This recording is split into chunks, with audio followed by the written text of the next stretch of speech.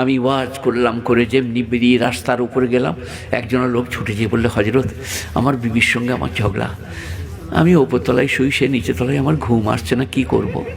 আমার সালা ইমাদুলি কুতা পাই। আমি কি বলেছি জানেন? আমার নাম আজ কি যে পায়ে ধরে ভাব করোগা। বলে আপনি পায়ে ধরতে বলছেন? আমি বলছি ধরোগা, তুমিও আরামে ঘুমবে, সেও আরামে ঘুমবে। একবার খালি বলোগা, খেপি যা হবার হয়েছে লে ছেড়ে দে, পা দুটো ধরবে, খেঁচে যা হয় হবে। আপনাদের সবাইকেই বললাম, স্ত্রীর সঙ্গে যদি ঝগড়া করেন আর কলহ থাকে, খেয়ে সুখ পাবেন না, শুয়ে সুখ পাবেন না, বাইরে যেয়ে সুখ পাবেন না। আর ভাব করুন ডাল আর চাটনি, মনে হবে জান্নাতে খাচ্ছি। আসসালামু আলাইকুম, কি বলছো বলো, এরকমভাবে ডাকুন, কাছে বস করান, খান, খাওয়ান, গাল টিপে দেন। না টিপে দিবে নাকি? ছস তাই নাকি?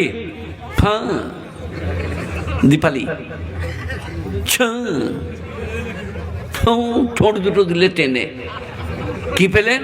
আরাম, এশ, ভালোবাসা।